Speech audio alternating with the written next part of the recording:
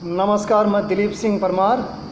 मैं आपके सामने मेवाड़ नरेश, राणा प्रताप और अकबर के मध्य हल्दी घाटी में हुए भीषण नरसंहार और युद्ध को अपनी स्वरचित कविता के माध्यम से, काव्य पाठ के माध्यम से आपको सुनाता हूँ। आप लोग अगर अच्छा लगे तो उसको वाह वाह करिएगा। आप जैसा जानते हैं कि अकबर हुमायूं का पुत्र और बाबर का पौत्र था, और राणा प्रताप उदय सिंह के पुत्र और राणा सांगा के पौत्र थे, जो कि आपस में पहले से शत्रु थे, पैतृक शत्रुता थी।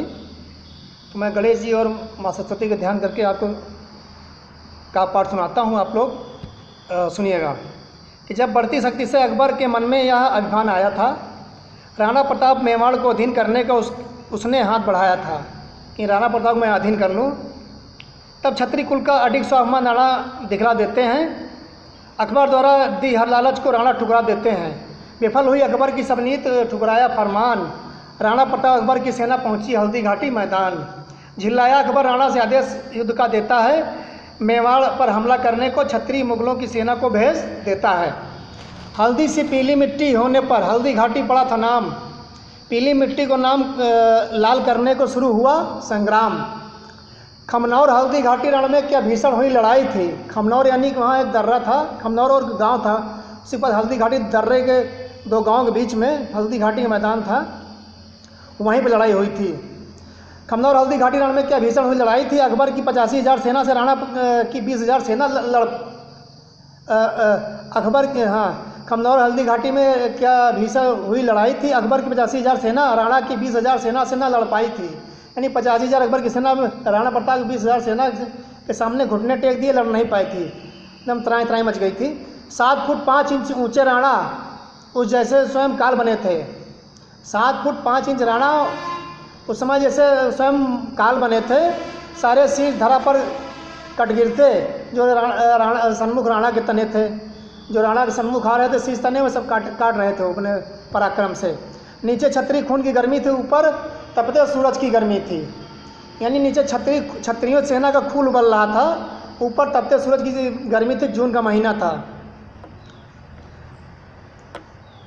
छत्री को नीचे क्षत्रिय खून की गर्मी, ऊपर तपते सूरज की गर्मी थी। छत्री को छत्री से लड़वाने की नीत अकबर की अधर्मी थी। भूखे शेर से मेवाड़ी योद्धा अकबर सेना पर टूट रहे थे। खनकती शमशीरों से अकबर सेना के धड़ शीश कट रहे थे। खनकती शमशीरों से अकबर सेना के धड़ शीश से कट रहे थे। हाकिम खां सेनापति राणा के अद्भुत कौशल दिखा रहे थे। हाकिम खां जो थे अकबर के सेनापति थे, ये इनका नेतृत्व कर रहे थे राणा प्रताप की सेना का। झालामान सिंह शत्रुदल पर मौत ढा रहे थे। झालामान सिंह जो राणा प्रताप के घाटी के थे और राणा प्रताप की तरह पराक्रमी थे। ये 3 पीढ़ियों से अपने तब के स्वामी के लिए जान देते आए थे। इनके जो पुरखे थे उन्होंने राणा सांगा के लिए जान दिया था, और उनके जो पिता थे झालामान सिंह के, उन्होंने राणा उदय के लिए जान दिया था, और ये इनके राणा प्रताप के लिए लड़ रहे थे झालामान सिंह। बैठ पीठ पर चेतक राणा में जौहर दिखलाते हैं। बैठ पीठ चेतक पर राणा रण में जौहर दिखलाते हैं। काट काट मस्तक अकबर सेना के हल्दी घाटी की प्यास बुझाते हैं। काट काट मस्तक अकबर सेना की हल्दी घाटी की प्यास बुझाते हैं। 81 किलो का भाला महाराणा का मौत बनकर खेल रहा था। 81 किलो भाला महाराणा का मौत बनकर खेल रहा था। एक बार में 2-2 मरते राणा का प्रहार शत्रु झेल रहा था। विशाल का बहलोल खां राणा पर हमला करने आता है। यानी अकबर का एक बहुत विशाल का शरीर का था बहलोल खां। उसको अकबर ने आदेश दिया था कि राणा प्रताप को चाहे जैसे हो गिरफ्तार करके मेरे सामने ले आओ, मेरी अधीनता स्वीकार करें, मैं मेवाड़ पे कब्जा कर लूँ। विशाल काय बहलोल खां राणा पर हमला करने आता है। राणा प्रताप के एक वार से घोड़ा सहित 2 टुकड़े हो जाता है। यानी राणा प्रताप ने 10 फुटी तलवार से जब उस पर वार करते हैं तो राणा बहलोल खां सर से लेकर पैर तक 2 टुकड़े में बढ़ जाता है, और घोड़े सहित 2 टुकड़े हो जाते हैं। शत्रुदल में राणा प्रताप ने त्राई त्राई मचा दी थी। अकबर सेना को क्षत्रिय के भुजबल की ताकत दिखला दी थी कि क्षत्रिय का शौर्य पराक्रम अडिग दृढ़ निश्चय क्या होता है। अकबर सेना को राणा प्रताप ने अपने पराक्रम से, अपने रण कौशल से, अपनी वीरता से दिखला दिया था। और चेतक बिल्कुल हवा में बातें कर रहा था एकदम। हल्दी घाटी में चेतक घोड़ा हवा में फराटे भरता था। यानी चेतक जो था पूरे मैदान में हवा से फराटे भरता था। जो शत्रु उसके सन्मुख पड़ता चेतक की टापों से मरता था। यानी चेतक के सामने जो भी शत्रु दल का जो भी सैनिक आता था वो टापों से उसको मार डालता था। सैकड़ों लोग तो चेतक के टापों से मर जाते थे, इतना तेज। और राणा प्रताप ने, क्योंकि अकबर दल में हाथी ज़्यादा थे तो उनको चकमा देने के लिए राणा प्रताप ने एक कवच बनवा रखा था हाथी के सूंड टाइम में, जो चेतक के आगे पहना रखा था। कोल भील राणा दल के जब शत्रु पर बाण चलाते थे, राणा प्रताप ने कोल भीलों की सेना रखी तो धनु विद्या में बहुत तेज होते हैं। जब वो बाण चलाते थे एक बार में, जैसे एक तीर निकाला प्रत्यंता पर चढ़ाया, शत्रु पर छोड़ा। कोल भील राणा के दल के जब शत्रु पर बाण चलाते थे एक बार में अकबर के 400 सैनिक मर जाते थे। यानी 400-500 थे वो कोल भील, 400 तीर इकट्ठे छोड़ते थे, जाके 400 सैनिक गिराते थे एक बार में। क्षत्रिय स्वाभिमान को ऊपर रख राणा ने कसम उठाई थी। हल्दी घाटी के पीली मिट्टी मुगल रक्त से लाल हो जाए, उठाई थी। हल्दी घाटी की पीली मिट्टी मुगल रक्त से लाल हो जाएगी। नहीं, राणा ने कसम उठा रखी थी आज हल्दी घाटी की जो पीली मिट्टी है उसे रगड़ोगे एकदम से हल्दी हो जाती है, इसलिए हल्दी घाटी नाम पड़ा उसका। तो उसको आज मुगलिया सेना के रक्त से लाल कर दूंगा। हर अभिमान अकबर का हल्दी घाटी में तोड़ेंगे हम, राणा ने कहा। हर अभिमान अकबर का हल्दी घाटी में तोड़ेंगे हम। जीवित रहे तो ज़्यादा दिन अकबर को ना जीवित छोड़ेंगे हम। अगर हम युद्ध में जीवित रहे तो अकबर ज़्यादा मुझसे जीवित ज़्यादा दिन जीवित नहीं रहेगा, मैं उसको उसके किले में घुस के मार डालूंगा। राणा प्रताप ने वचन लिया था नीति निपुण छोटे कद का अकबर, 5 फुट 7 इंच का था। राणा प्रताप 7 फुट 5 इंच के। उसकी दम ही नहीं थी, क्योंकि राणा प्रताप जानता था अकबर कि राणा प्रताप बाजुओं में दबा के उसको पीस डालेंगे लड्डुओं की तरह। था नीति निपुण छोटे कद का अकबर, राणा के सेना लड़ने आता था। राणा सन्मुख भेद क्षत्रियों को छतरी से लड़वाता था। बीरबल के कहने से कि लोहा लोहे काटता है, तो अकबर ने क्या किया, सारे क्षत्रियों को मिलाया। राणा प्रताप के भाई शक्ति सिंह को भी मिला लिया था एक बार राणा के खिलाफ लड़ने के लिए, और भेजा भी था हल्दी घाटी में। था नीति निपुण छोटे कद का अकबर, राणा से लड़ने आता था। राणा सन्मुख भेद क्षत्रियों को छतरी से लड़वाता था। राणा प्रताप लड़ते लड़ते मान सिंह के समीप आ जाते हैं। यानी जो अमेर राजा मान सिंह था, जो कछुआ क्षत्रियों को लेके 25,000 सेना लेके अकबर का पिट्ठू था जो लड़ रहा था राणा प्रताप के खिलाफ, नज़दीक आ जाता है। उसके कई बार करता राणा प्रताप के ऊपर, लेकिन उसको जो इनका जो सैनिक था राणा प्रताप का हाकिम खां सूरी, वो झेल लेता अपने ऊपर और शहादत देता है।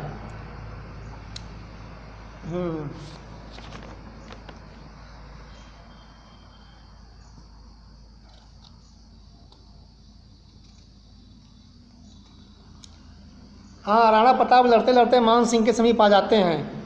चेतक का पैर रखा मस्तक हाथी के, यानी चेतक को हाथी पर चढ़ा देते हैं मस्तक पे। भाला उस पर चलाते हैं, भाला मारते हैं उसके ऊपर मान सिंह के ऊपर।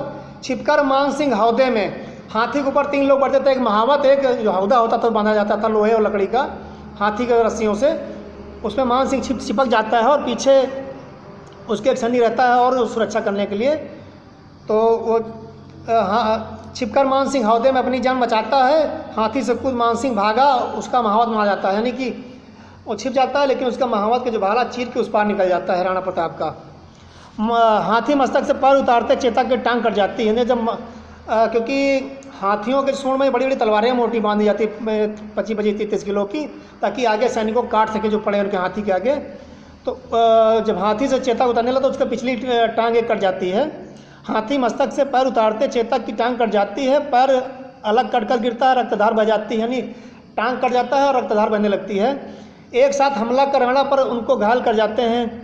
उसी के बाद सभी मुगल सैनिक हजारों की हजार संख्या में एक साथ टूट पड़ते हैं राणा प्रताप के ऊपर और उन पर बहुत से हमले करके घायल कर जाते हैं। इतना देर झपट कर झाला मान सिंह राणा के पास आ जाते हैं। इतने जब घिरा देखते हैं शत्रुओं से, तो झाला मान सिंह जो उनके प्रमुख अंगरक्षक थे जल्दी से आके राणा के पास आ जाते हैं। मौका भाप झाला मान सिंह महाराणा से कहते हैं, मौका भाप झाला मान सिंह महाराणा से कहते हैं, आप घायल हो बाहर जाओ, हम दुश्मन से लड़ते हैं।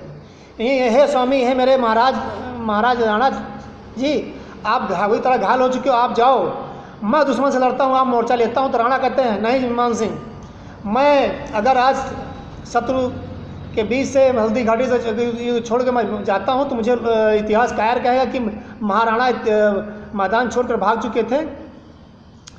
तो झाला मान सिंह कहते हैं महाराज, जो युद्ध की परिस्थितियाँ हैं उस हिसाब से तो लगता है कि आपको शहादत देनी पड़ सकती है, इसलिए आप मेरा कहना मानिए और सुरक्षित रहिए। कृपया आप सुरक्षित चले जाइए, मुझे अपना कवच और छत्र दे दीजिए। मैं क्योंकि आपके शक्ल और आपकी कदकाठी का हूँ, मैं मुझे राणा समझ मुझ पर वार करेंगे। तो वो जबरन झाला मान सिंह राणा से कवच छत्र ले लेते हैं और उनसे कहते हैं झाला नौका भाप झाला मान सिंह राणा के से कहते हैं आप घायल हो बाहर जाओ, हम दुश्मन से लड़ते हैं। झाला राणा की कदकाठी के थे, यानी उसी लंबाई के 7 फुट के आसपास थे। अपना धर्म निभाते हैं, जबरन ले उनसे छत्र पकड़ी उन्हें रणभूमि से हटाते हैं, उनको जबरन रणभूमि से हटा देते हैं और छत्र पकड़ी लेकर दुश्मनों मुगल सेना पर टूट पड़ते हैं। कमर उनसे कहते हैं राणा की कमर टूट चुकी है अकबर सेना की, हे मेरे महाराज मेरी बात को मानकर आप मेरी रख लो राज।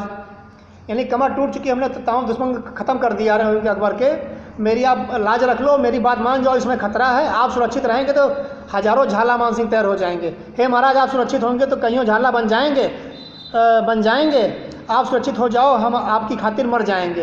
यानी आप सुरक्षित रहो, मेरी कुल परंपरा रही है कि मैं आपका नमक खाया हूँ, आपके मेरे पुरखे भी आपके पितृ और पुरखों के लिए शहीद होते आए हूँ, आज मैं भी आपके लिए शहादत दूंगा। आप मेरी चिंता न करो, कदाचित न करो, तत्काल आप यहाँ से हट जाओ, आप घायल हो चुके हो, मुगल सेना से घिर चुके हो। 3 टांग पर फुर्तीला चेतक राणा को बाहर ले जाता है, 25 फीट नाला को तड़क कर फिर वीरगति को पाता है। यानी 25 फीट नाला को तड़क जो वहाँ हल्दी घाटी के पास था, 3 टांग में बहुत तेज़ी से हवा की रफ्तार से ले जाता है राणा को सुरक्षित निकाल कर, और टांग को उसके बाद उसमें खून बहुत बह जाता है, वीरगति को प्राप्त होता है। उसी तब की राणा के पीछे 2-3 मुगलिया सेना आते हैं, सैनिक आते हैं, जिनको कि राणा प्रताप के भाई पीछा करके उनको मार डालते हैं, और वो भी नाला लांग कर आते हैं राणा प्रताप के पास, और उनका बहुत प्रेम जागता है शक्ति सिंह का, और दोनों लोग मिलकर अपने चेतक को वहीं पे अंतिम संस्कार करते हैं लकड़ियाँ इकट्ठा करके, और इनका कहना मानते हैं शक्ति सिंह, अपनी क्षमा मांगते हैं अपनी भूलों को कि हे मेरे भाई, मैं आपसे विद्रोह कर गया, मैं अकबर की बातों में आ गया था, उसने मुझे बहुत भड़काया था भाई के खिलाफ, उसके लिए क्षमा मांगता हूँ, मुझे क्षमा करें। उसे राणा प्रताप गले लगाते हैं शक्ति सिंह को और साथ ले जाते हैं। घायल होकर भी राणा अपना राजधर्म निभाते हैं, अपने प्रिय चेतक का अंतिम संस्कार कराते हैं। रण में मुगलिया सेना पर झाला तूफान सटूट पड़ते हैं, यानी एकदम जैसे विकराल रूप धारण करते हैं। काट काट नरमुंडों से माँ धरती की झोली भरते हैं, यानी जो भारत माता की धरती थी, पवित्र पावन धरती, हल्दी घाटी की मिट्टी थी, मुगलिया सैनिकों के गर्दन काट माँ धरती की झोली भरते हैं। झाला की देख वीरता अकबर सेना घबराती है, एक साथ कर सम्मिल हमला झाला को घेर पाती है, यानी एक साथ झाला आक्रमण करके झाला को घेर लेती है। झाला को घिरता देख राम शाह तोमर मदद को आते हैं। राम शाह तोमर ये भी बहुत खास थे, इनके रिश्तेदार थे राणा प्रताप के, ये आगे आते हैं। दोनों वीर साथ मिलकर अकबर सेना पर कहर ढाते हैं। राम शाह तोमर थे, भामा शाह भी थे, वो भी लड़े थे, उन्होंने बहुत नरसंहार किया, तो राणा प्रताप की सुरक्षा में थे भामा शाह। किया आक्रमण घाता कितना जैसे तीसरा नेत्र खुला हो शंकर का, यानी राम शाह तोमर और झाला मान सिंह ने मुगलिया सेना और मान सिंह की सेना में इतना भीषण हमला किया अपनी सेना के साथ कि जैसे शंकर जी ने तीसरा नेत्र खोल दिया हो। एक लिंगी शंकर जी जो मेवाड़ किले में स्थापित हैं। किया आक्रमण घाता कितना जैसे तीसरा नेत्र खुला हो शंकर का, रणवीर तांडव करता हो मौत जैसे साक्षात पैलंकर का, यानी रणवीर तांडव काल करता हो कि काल रूप से वीरभद्र बन के प्रलंकर खुद तांडव करते हो और रक्तपात करते हो, एकदम तांडव कर रहे हो, मौत का तांडव कर रहे हो रणवीर हल्दी घाटी में। मार काट अकबर सेना को दोनों प्रलय काल बन जाते हैं, रक्त रंजित कर हल्दी घाटी दोनों वीर गति को पाते हैं। यानी बहुत ज़्यादा हमला हुआ था, रक्तपात हुआ था, घायल हो गए थे, और वीर गति के झाला मान सिंह और राम शाह तोमर होते हैं। तो अकबर सेना समझती है कि कहीं फिर न कोई झाला मान सिंह आ जाए। वो 2 कोस यानी करीब 8 किलोमीटर भाग जाती है पीछे छोड़कर हल्दी घाटी। भगदड़ मचती अकबर सेना में, 2 मील भाग जाती है। मन में भय लेकर अकबर सेना हल्दी घाटी को पीठ दिखाती है। ये डरवश मारे काटने जाने के डर से, राणा प्रताप के पराक्रम से ये हल्दी घाटी को अकबर सेना पीठ दिखा के भाग जाती, समझती कि झाला मान सिंह ही राणा प्रताप हैं और राणा प्रताप युद्ध से बाहर सुरक्षित जा चुके थे झाला मान सिंह के कहने पर। राणा प्रताप को कौल सेना सहित जंगल में शरण ले लेते हैं। घास की रोटी खा हर बार अकबर को परास्त कर देते हैं। यानी जब कोल भील बने सैनिकों साथ अकबर ये राणा प्रताप जंगल में शरण लेते तो उनके पीछे मुखबिर छोड़ देता है अकबर, और इनके पास कई बार हमला करने की कोशिश करता है। लेकिन जो भामा साथ है उन्होंने अपनी पूरी पुरखों की इतनी राज संपत्ति थी तो अकबर को राणा प्रताप को जंगल में जाके दान कर दी थी और कहा, हे राजन आप मेरी मदद लो, ये मैं आपको समर्पित करता हूँ। इतना धन दिया था कि 25,000 सैनिकों को 12 साल तक वेतन और उनके खाद्यान्न को आपूर्ति की जा सके, तो धन कम ना पड़ता, इतना भंडार दिया था भामा शाह ने, राणा प्रताप की मदद की थी। फिर संगठित करते हैं सेना और अकबर से निरंतर मोर्चे लेते रहते हैं। मैंने आज इतना ही लिखा है, थोड़ा 4 लाइनें और रह गई हैं।